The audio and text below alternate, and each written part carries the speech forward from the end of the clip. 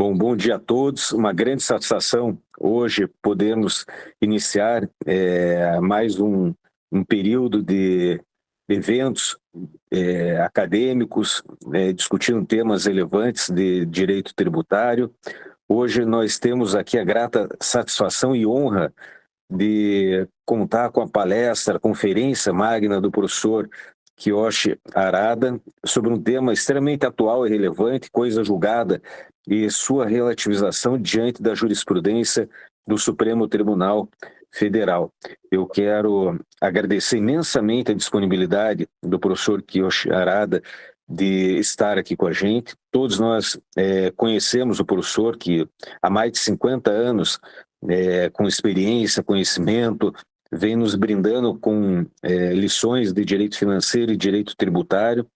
O professor Harada é um autor de inúmeras obras, mestre em direito, professor de diversas instituições de ensino superior, de direito administrativo, direito tributário, direito financeiro, foi procurador-chefe da consultoria jurídica do município de São Paulo, é membro da Academia Paulista de Letras Jurídica, presidente do Instituto Brasileiro de Estudos de Direito Administrativo, Financeiro e Tributário.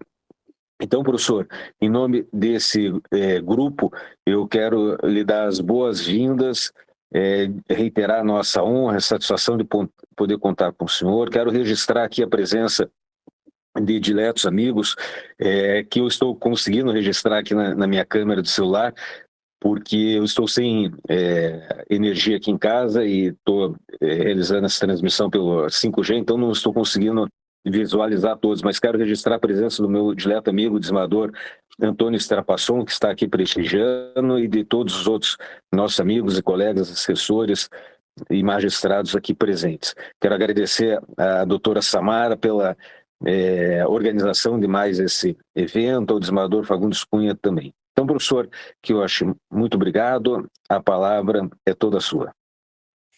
Bom dia a todos. Primeiramente, meus agradecimentos aos organizadores desse evento pelo honroso convite de proferir a conferência magna neste evento.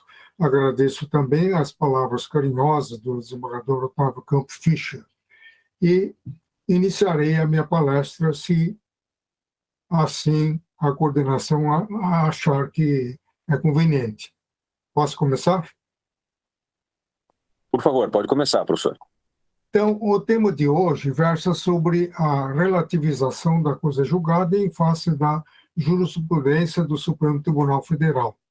Os limites da coisa julgada em matéria tributária foram discutidos pelo Supremo Tribunal Federal na sessão do dia 8 de fevereiro passado, no bojo dos recursos extraordinários números 949 e 297, de relatoria do ministro Edson Fachin, e no bojo do recurso extraordinário 955 e 227, de relatoria do ministro Roberto Barroso. Ambos os recursos sob a sistemática de repercussão geral. A controvérsia girou em torno da cobrança da contribuição social sobre lucro líquido. Sabe-se que nos idos de 1999, o Supremo Tribunal Federal, pela sua decisão plenária, declarou inconstitucional a cobrança dessa contribuição social regulada na Lei 7.698 de 1988. Então, essa decisão transitou em julgado, exonerando, portanto, os ingressantes dessa ação do pagamento dessa contribuição. Acontece que, em 2007, o mesmo Supremo Tribunal Federal, no bojo da ADI de número 15, declarou em sentido contrário, declarou a constitucionalidade daquela contribuição social, decretando apenas a inconstitucionalidade dos artigos 7º e 8º da Lei 7.698, que não interferem na hipótese de incidência tributária daquela contribuição. Vale dizer, então, foi reputada a constitucionalidade dessa contribuição social. No bojo desses dois recursos extraordinários, veio, então, o Supremo Tribunal fixar os limites daquela decisão de constitucionalidade. Como se sabe, decisão de constitucionalidade ou de inconstitucionalidade, ela surte efeito ex tunc, desde então, porque não é a decisão judicial que torna a norma constitucional ou inconstitucional. A decisão judicial limita-se a declarar a pré-existência da constitucionalidade ou inconstitucionalidade desde o nascedouro. Costuma-se dizer que a norma inconstitucional é norma nula, irrita, irrelevante para surtir qualquer efeito jurídico. Nesse sentido, quando o tributo é declarado inconstitucional, segue-se o direito de repetição daquele tributo. Da mesma forma que um tributo declarado constitucional, em tese, implica o pagamento de tributo desde então, ressalvada, evidentemente, a coisa julgada. Então, nesse recurso extraordinário, ambos os ministros relatores chegaram à conclusão que coisa julgada em sentido decisão do Supremo Tribunal Federal, superveniente, prolatado nos autos do recurso extraordinário com arguição de relevância jurídica ou nos autos do controle concentrado, impacta imediatamente a coisa julgada, não sendo necessário a prévia ação rescisória. Nos casos proferidos no recurso extraordinário, sem a sistemática de repercussão geral, aí não haveria a impactação automática da coisa julgada em sentido contrário. Agora, houve divergência entre o ministro Edson Fachin e o Roberto Barroso. O ministro Edson Fachin, em nome da segurança jurídica, ele propunha a modulação dos efeitos, isto é, pagar apenas a partir da publicação das duas decisões proferidas em 8 de fevereiro, observando ainda o princípio da irretroatividade, da anterioridade e da noventena, o que levaria ao pagamento da primeira contribuição social para o 1º de abril de 2024. Segundo o ministro Roberto Barroso, o caso não se trataria de relativização da coisa julgada e nem de modulação.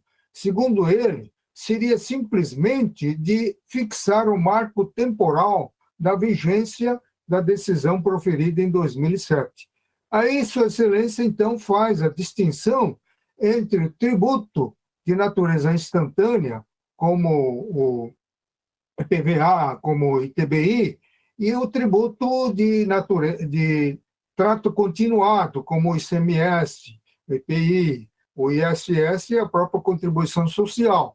Então, Sua Excelência afirma a tese de que, nos tributos de trato continuado, não há coisa julgada. Coisa julgada é até o momento da decisão em sentido contrário, ou seja, pela constitucionalidade da contribuição social. Então, o que deixou de ser pago até essa decisão estaria coberto pela coisa julgada. As prestações subsequentes a essa decisão de constitucionalidade já estaria fora da coisa julgada. Não é? Sua Excelência não se referiu, talvez porque a súmula 239 do Supremo é antiga, não se lembrou. Mas essa súmula diz o seguinte, que o imposto declarado indevido em um exercício não faz coisa julgada em relação a exercícios subsequentes. Evidentemente, essa súmula não pode ser interpretada literalmente. A sua edição partiu do pressuposto do dinamismo da legislação tributária, que se altera, se modifica ano a ano. Mas, se a relação jurídica é a mesma, isto é, não houve alteração fática e sequer houve modificação da legislação tributária, é óbvio que faz coisa julgada em relação a exercícios subsequentes. Não seria o caso de o contribuinte que obteve coisa julgada para não pagar o IPTU em virtude da inconstitucionalidade da norma definidora do fato gerador, ter que renovar a mesma ação todo ano. E, no caso da contribuição social, ter que renovar todo final de mês a mesma ação. Não faz sentido. Isso atentaria contra o princípio da razoabilidade, que é um princípio maior, que serve como um limite à ação do próprio legislador. Então, não é exatamente por aí. Então, mas, infelizmente, emplacou a maioria, por 7 votos a 4, fixou o entendimento de que a coisa julgada não estaria abrangendo as contribuições sociais vencidas a partir de 2007. E fixou as seguintes teses. Primeiro, recurso extraordinário sem arguição de relevância não impacta a coisa julgada. Decisões proferidas em recurso extraordinário com repercussão geral e nas ações de controle concentrado impacta a coisa julgada, isto é, reverte automaticamente, vírgula, respeitado, no caso, o princípio da irretroatividade, da anterioridade e da nonagesimidade, conforme a natureza do tributo. Então, isso que ficou decidido pela maioria de 7 contra 4 votos. Agora, pergunto-se, não houve aí uma retroatividade? No meu entender, sim, porque não é possível você limitar os efeitos da coisa julgada em função da natureza do tributo ser instantâneo ou ser de trato continuado. Coisa julgada é coisa julgada. Está protegido, está previsto como direito fundamental do cidadão, logo no artigo 5º, né? E da Constituição Federal, 36, inciso 36, e protegido pela cláusula pétrea do artigo 5º, artigo 60, parágrafo único, inciso 4. Quer dizer, nem a emenda constitucional poderá alterar o conteúdo da coisa julgada, muito menos o Poder Judiciário. Mas, no caso, o Poder Judiciário fez aquilo que nem o Poder Reformador poderia fazer. Agora, dizer que mandar aplicar aí o princípio da irretroatividade, me parece que há uma contradição no próprio acordo. Por quê?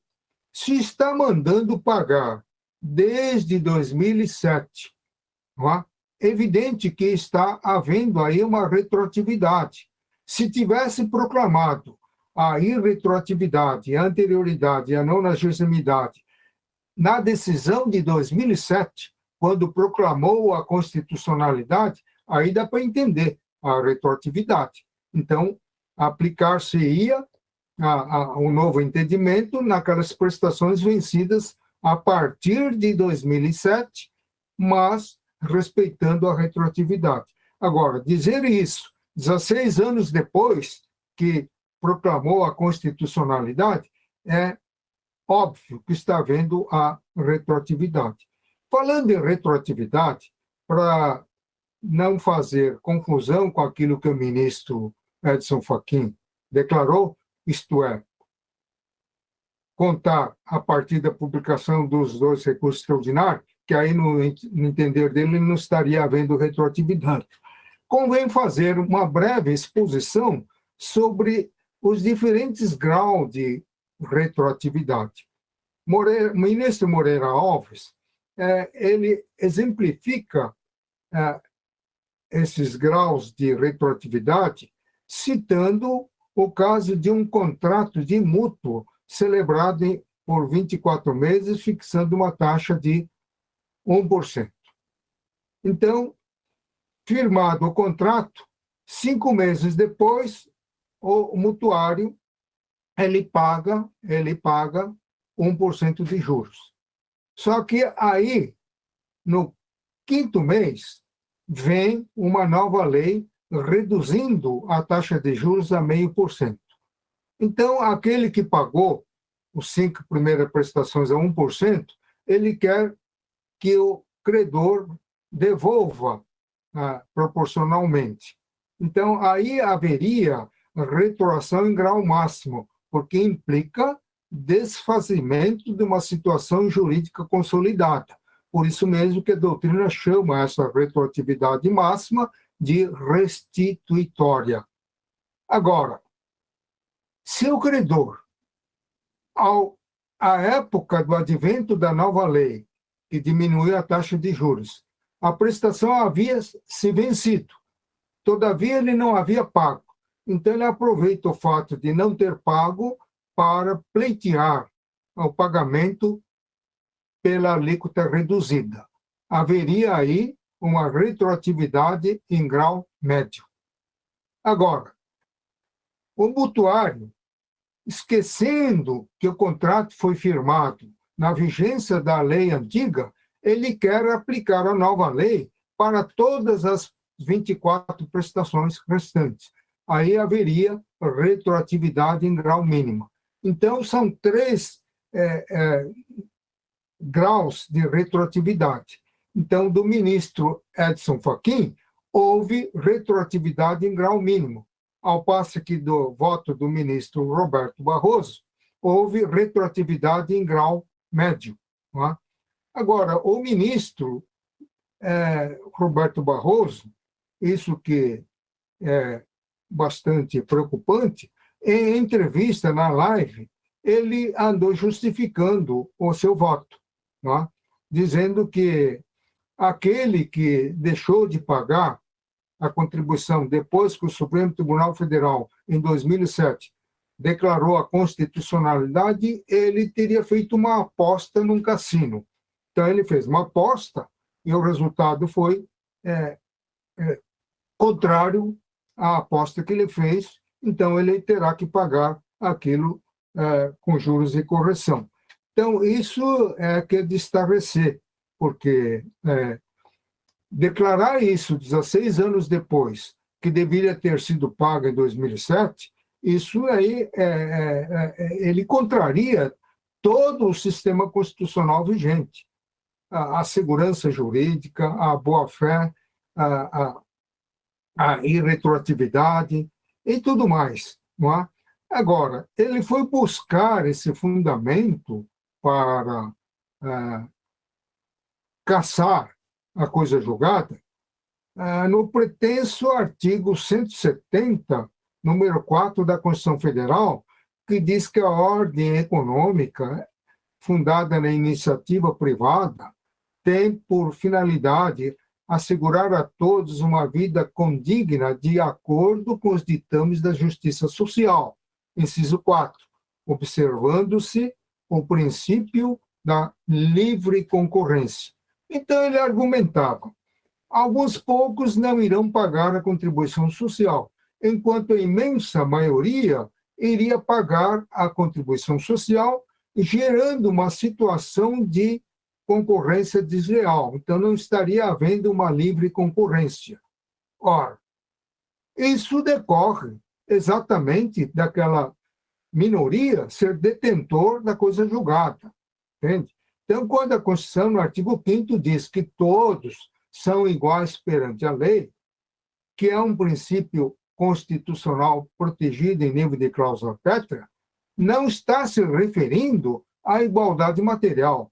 Esse artigo 5º, caput, ele reproduziu a Declaração Universal dos Direitos do Homem, editado há 75 anos atrás, quando diz que todos os homens nascem iguais em direito. Então, nascem iguais em direito. Não quer dizer que todos têm que nascer homem, todos têm que nascer homem, todos têm que nascer pobre, ou todos têm que nascer rico. Cada um nasce de acordo com a natureza. Então, a igualdade material é impossível de ser alcançado por via jurisprudencial ou por via de lei. Essa desigualdade existe em qualquer lugar do mundo. O que o legislador pode fazer é procurar, na medida do possível, ir reduzindo essa desigualdade material que não chega a ser inconstitucional. A inconstitucional é a isonomia jurídica, isto é, tratar desigualmente situações iguais. ou tratar igualmente situações desiguais.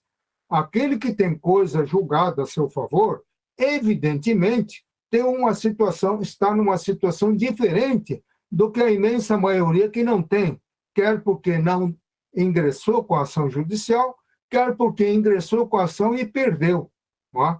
Então, paciência. Então, quem não ingressou ou quem ingressou e perdeu, paciência, ele vai ficar com um direito diferenciado daqueles que têm a coisa julgada.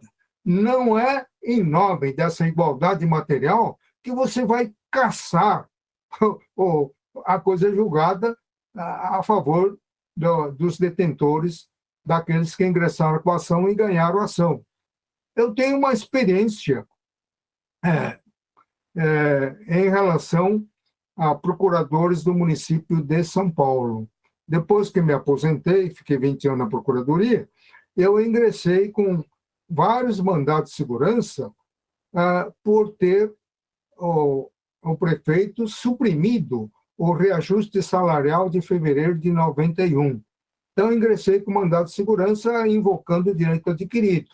Então, 10% das ações eu perdi, 90% das ações eu ganhei. Então, ficou com duas classes de procuradores, um ganhando menos e a imensa maioria ganhando mais. Então, paciência, quem perdeu, perdeu. Não seria o caso. Então, se aplicasse a tese do ministro Barroso, para deixar todo mundo igual, para todo procurador ganhar igual, eu teria que caçar a segurança daqueles que ganharam, ou estender o benefício dos que ganharam para aqueles que perderam, o que, em tese, é possível por via legislativa. Não é? Então, não há como confundir pessoa detentora da coisa julgada e a pessoa que não detém essa coisa julgada. Então, a pessoa que não detém a coisa julgada, evidentemente, terá que se pautar de acordo com a decisão superveniente, que mandou pagar a contribuição social. Então, esses são os pontos nevrálgicos da decisão proferida nessas duas ações de recurso extraordinário com repercussão geral. A repercussão geral, antes, não tinha efeito vinculante. De uns tempos para cá, o Supremo, por construção pretoriana, resolveu conferir não apenas a natureza erga omnes, como também o efeito vinculante. Então, uma decisão proferida em recurso extraordinário com arguição de relevância ou proferida em controle concentrado, reverteria automaticamente a coisa julgada, passando, a partir de então, ser devida à contribuição social. Agora, essas são as colocações que eu cabia fazer. Agora, fico à disposição dos ouvintes para eventuais indagações. Obrigado, professor Arada. Muito interessante, muito oportunas e profundas suas considerações, sua posição. Eu quero registrar aqui também a presença do desembargador Jorge Oliveira Vargas. Seja bem-vindo, professor Jorge, desembargador Jorge. Então, eu deixo aberto aí para quem quiser fazer alguma consideração. Fiquem à vontade, todos aí que estão participando. O desembargador Jorge é o nosso desembargador polêmico aqui, professor Arada. Vai fazer as considerações dele. Professor Jorge. Bom dia. Bom dia a todos. Bom dia, Fischer. Parabéns pela iniciativa. Bom dia, professor Arada. Foi um prazer ouvi-lo e aprender sempre, né, com as suas lições. Apesar do desembargador Fischer dizer que eu sou um desembargador polêmico, até ele diz que eu não sou um causídico, eu sou um casídico, ou seja, criador de caso. Mas isso aí é uma fake news do desembargador Otávio. Não é bem assim, é mais ou menos, mas não é 100% assim, como ele diz. Professor Arada, claro, muito interessante a sua palestra.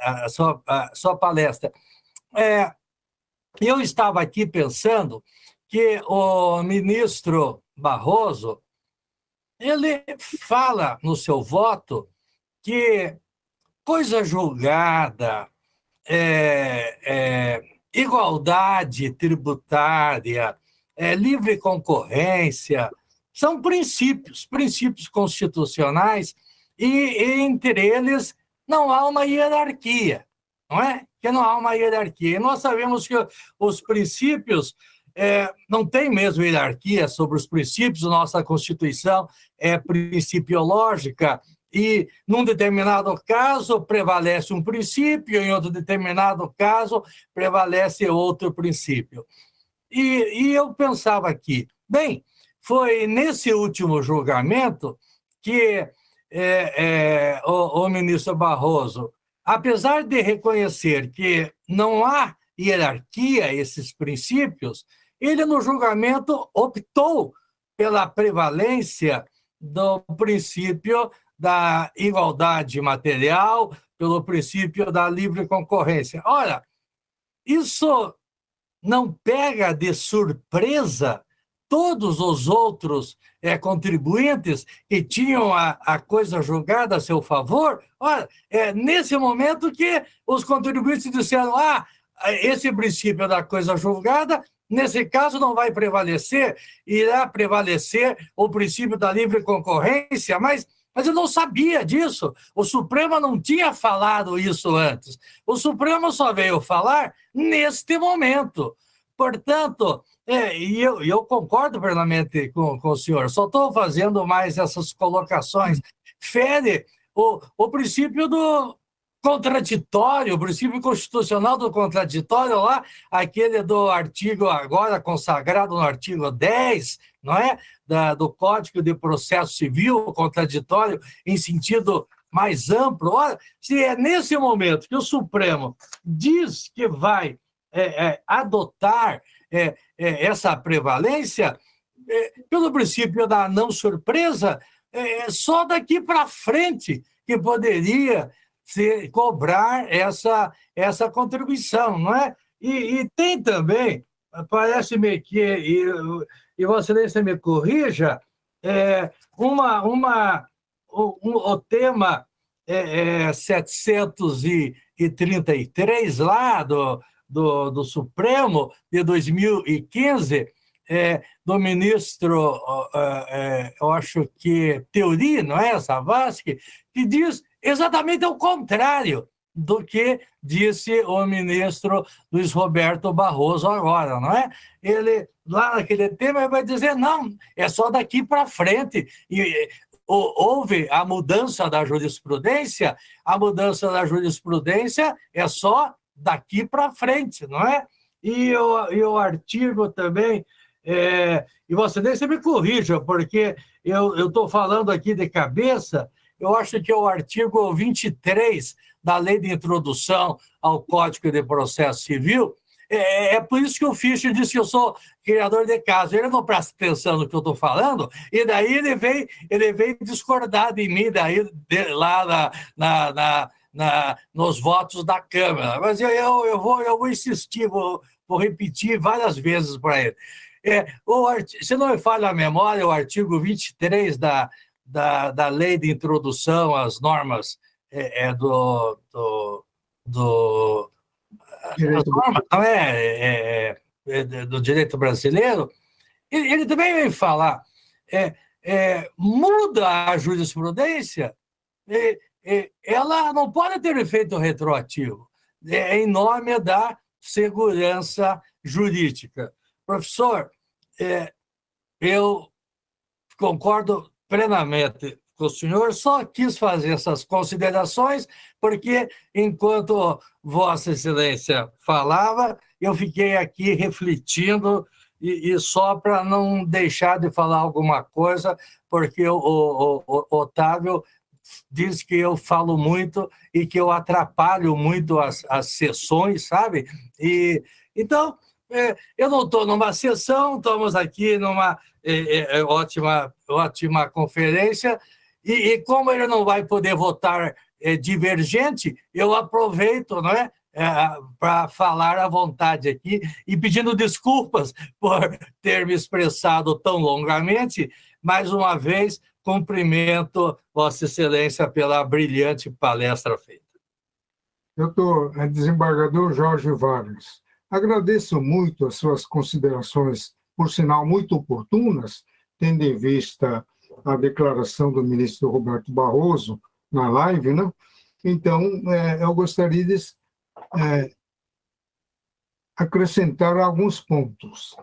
Quando o conflito de normas entre preceitos de hierarquia diferente, então não há o que discutir, interprete-se de cima para baixo. Quando há conflito entre normas constitucionais, uma norma e um princípio constitucional, também não há problema, prevalece o princípio contra a norma constitucional. Mas, se for um conflito entre princípios constitucionais, aí que tem um problema. Não se pode interpretar de forma um texto, um princípio, de forma a esvaziar no todo em parte o conteúdo de outro princípio. Então, impõe-se que uma interpretação da ordem jurídica global. Então, como o senhor assinalou, temos o princípio da coisa julgada, temos o princípio da igualdade e temos o princípio da livre concorrência. Então, a livre concorrência, que está no inciso 4 do artigo 170 da Constituição Federal, o artigo 170 não é um princípio, ele é uma norma programática. Quando se diz que todos têm direito a uma vida condigna, de acordo com os ditames da justiça social, não está conferindo direito subjetivo material ao cidadão para bater às portas do judiciário e reclamar a sua vida condigna. Isso é um preceito programático, que a nação tem que fazer de tudo para que um dia todos possam ter uma vida condigna. Então, um preceito programático que surte efeito apenas pelo efeito negativo. Você não pode contrariar esse preceito, mas não é obrigado a implementar de imediato. Então, nesse sentido, e quanto ao princípio da igualdade, então o que a Constituição diz com toda clareza, todos são iguais perante a lei. Então, não é uma igualdade material. Não é uma igualdade material. Não há que equiparar uma pessoa detentora da coisa julgada com uma pessoa não detentora que perdeu a ação ou deixou de ingressar por livre opção. Então, são situações diferentes. A igualdade material não é possível de ser alcançada via jurisprudência nem via legislativa. Isso é coisa que escapa do mundo jurídico, né? É um fenômeno extrajurídico. Então, muito obrigado pela oportunidade, doutor Jorge Vargas, que me deu para complementar a palestra. Obrigado, professor Arada. Antes de fazer algumas considerações também, eu queria saber se tem alguém aqui na sala que gostaria de fazer alguma pergunta ao professor Arada. Fischer, uma participante levantou a mão até antes que eu ter levantado a mão. Como eu estou no celular aqui em casa, eu não estou conseguindo ver, então, mas pode ligar o microfone e falar, quem tiver interesse. Eu peço desculpa até por não ter dado a oportunidade. Eu não me lembro, mas alguém levantou, sim. Alguém levantou a mão. Só você não está levantando agora, mas tudo bem.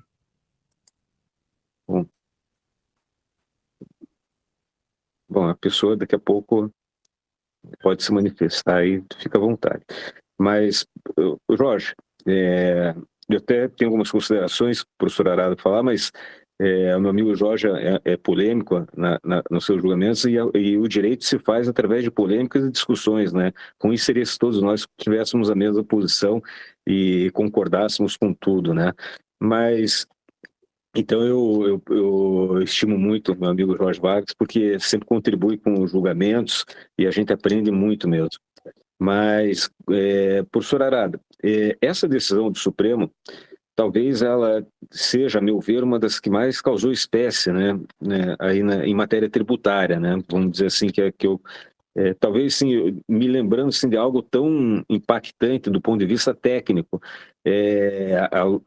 Eu me lembro daquela súmula 584 do imposto de renda, do princípio da anterioridade, que, a meu ver, assim, ao ver boa parte da doutrina, era algo assim inexplicável, porque possibilitava uma majoração do imposto de renda no mesmo ano, né? E, apesar do princípio da anterioridade, assim, o professor Luciano Amaro dizia que era como se mudasse as regras de um jogo de futebol aos 45 minutos do segundo tempo, né? E aqui acontece a mesma coisa, você pega o contribuinte de surpresa, a título de indevidamente se realizar a igualdade material, mas o senhor trouxe um esclarecimento muito interessante, à luz da sua experiência como advogado, né, nos casos que o senhor ingressou, que ganhou alguns e perdeu em outros, né?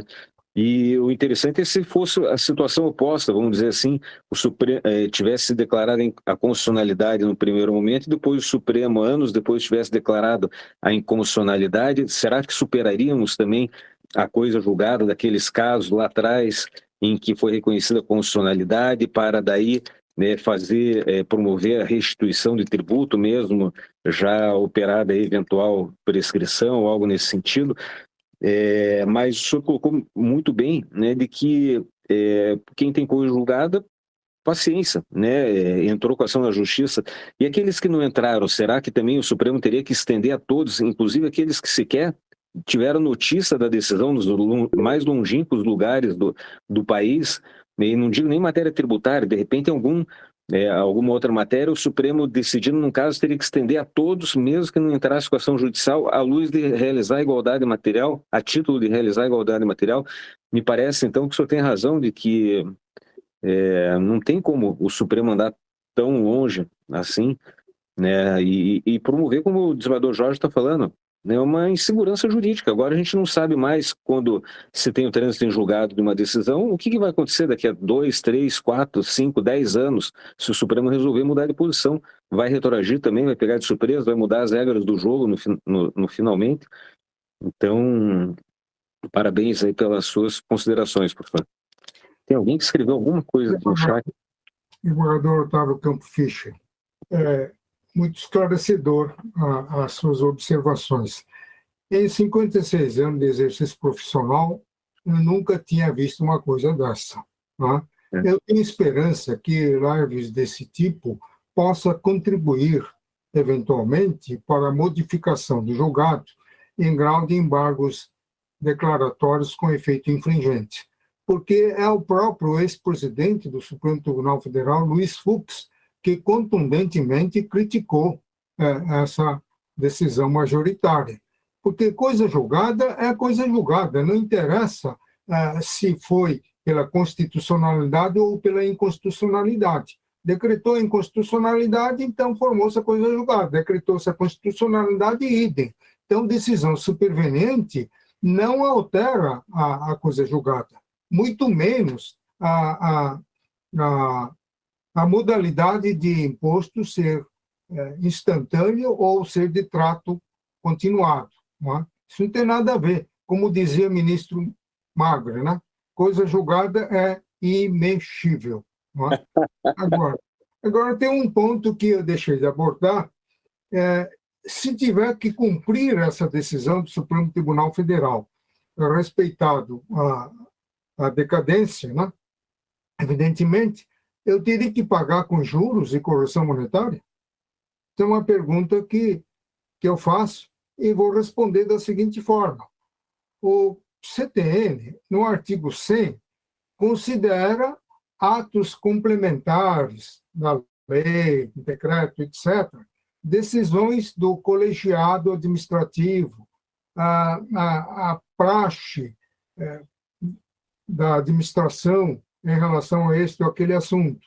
E diz o parágrafo 1º, quem pautou de acordo com esses atos complementares fica a salvo da incidência de juros e correção monetária.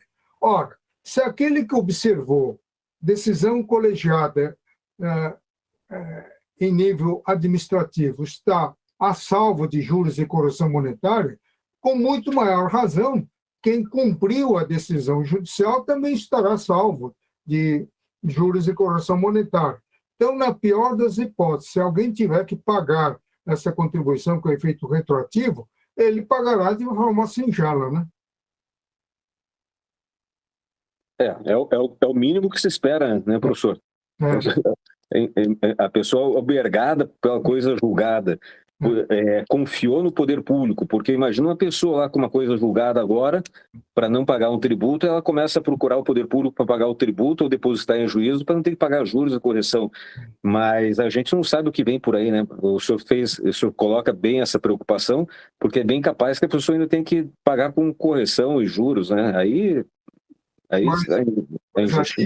desembargador, essas duas decisões não apenas feriram de morte a coisa julgada e o princípio da segurança jurídica, como também atentou contra o princípio da boa-fé, o princípio da confiança que o jurisdicionado deposita no Poder Judiciário, principalmente no Supremo Tribunal Federal. Essa confiança foi traída. A boa-fé objetivo também não foi observada. Então, isso que é grave, né? Então, é por isso que eu digo, é a primeira vez na minha vida profissional que me deparo com um quadro dessa natureza. Agora, tentar sustentar essa decisão equiparando a uma situação de alguém que apostou no cassino, aí, com perdão da palavra, é o fim da picada, né? Exatamente. Com mais chance de ganhar do cassino, hein? Do que...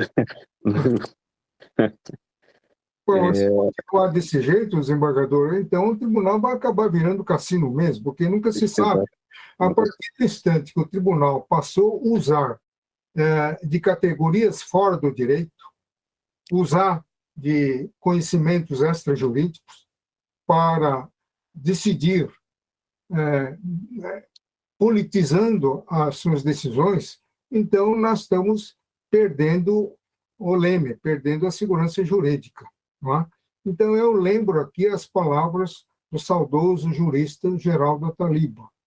O jurista tem que desenvolver exclusivamente postura mental jurídica, com total abstração de considerações de natureza metafilojurídica. Que fora do direito, milhares são as opções que o indivíduo tem diante de um determinado caso, né? Se o legislador começar a pautar o critério de justiça segundo o seu critério, abandonando o critério que levado em conta pelo legislador, nunca vai haver unanimidade. São 11 ministros, então cada um dos 11 ministros vai achar que o justo é assim, o justo é assado. Então, por isso que você tem que... não pode o julgador legislar, né? Ele tem que fazer a justiça de acordo com o que está na lei, de acordo com o que está na Constituição, não de acordo com que o julgador gostaria que fosse, né? Então, isso é importante. Exatamente. Professor Arada, tem duas perguntas aqui, que eu acabei de achar o chat no celular aqui. Uma, a Maria Vitória Mazzaro fez, e na sequência a Geisa Pastucci também fez. Eu vou tentar reproduzir. Ela agradece o senhor pela excelente palestra, né? E ela coloca aqui que a questão é: o que nos resta fazer diante dessa decisão? Quais são as nossas opções nas análises de outros casos, ao aplicar ou não as teses agora firmadas? E a Geisa, ela continua. Minha pergunta é a mesma da colega: como se posicionar diante de casos concretos, diante desse tipo de situação? Talvez seja assim... será que isso vai se tornar uma constante? O que o contribuinte deve fazer quando tem uma decisão favorável no judiciário, com trânsito de julgado? Como se posicionar? Talvez tenha sido nesse sentido que elas colocaram. Eu acho que as duas perguntas são oportunas, né? Essa decisão foi firmada em 8 de fevereiro. exatamente um mês após a invasão. Então, deu um impacto muito forte, tanto quanto a invasão de 8 de janeiro. Agora, como eu disse, foi firmado no bojo de recurso extraordinário com repercussão geral, que, como disse, tem efeito erga omnes e, no entendimento do Supremo, também tem eficácia vinculante. Isso quer dizer que não se aplica apenas ao caso da contribuição social sobre o lucro líquido. Se você tiver uma coisa julgada em matéria de IPI, ICMS, ISS, contribuição providenciária, etc., sobrevindo uma decisão em sentido contrário, então haveria impactação e o pagamento retroativo. Não é? Então, isso que é grave. Por isso que então, estou acreditando que o Supremo Tribunal Federal prolatou essa decisão com pensamento nas finanças públicas, já que o governo atual está fazendo gasto muito grande sem indicar a respectiva fonte de custeio, via tributo novo ou aumento seria impossível em razão do princípio da anterioridade, ficaria para 2024. Mas nada impede a jurisprudência aumentar a receita com decisões desse tipo. Não é? Então, você teria que pagar o atrasado, não é? De uma forma retroativa. Então, esse é o alcance das duas decisões, que não se aplica apenas à contribuição social. Todo aquele que tiver coisa julgada em matéria de IPI, ISS, a contribuição previdenciária, dizendo que está livre do pagamento, em havendo uma decisão em sentido contrário, imediatamente a coisa julgada seria revertida. Perfeito. Obrigado. Excelente esclarecimento, professor. Alguém mais tem alguma consideração, gente? Alguma pergunta? Ó, a Juliane está falando. Está agradecendo, fica lisonjeado de estar participando. Obrigado, Juliane, pela sua participação aqui. Quer fazer uma pergunta? Tá certo. Professor Jorge Vargas, desembargador Jorge. Não dá para ouvir. Tudo bem, tudo ótimo. Foi excelente o encontro. Foi excelente mesmo. Professor Arado, então, olha, mais uma vez, agradecemos do coração, né, a sua conferência aqui, a sua palestra, muito profunda, muito oportuna, esclarecedora, trouxe aí excelente contribuição para o tema, a mim e tenho certeza que para os demais aqui, né, foi muito boa, né, excelente mesmo. Agradecemos e esperamos poder contar com o senhor em outras oportunidades aqui para falar nesse nosso grupo de estudos aqui do Tribunal de Matéria Tributária. Seja sempre bem-vindo aqui e quando tiver a oportunidade de vir aqui presencialmente a Curitiba, nós vamos fazer questão de recebê-lo no tribunal. Muito obrigado, professor. Eu que agradeço, desembargador Fischer, pela oportunidade dessa exposição e parabenizo pela realização desse evento. Ao mesmo tempo, quero agradecer ao desembargador Jorge Vargas pela sua brilhante intervenção nos debates. Muito obrigado a todos. Obrigado. Bom dia a todos. Obrigado a todos aí pela participação.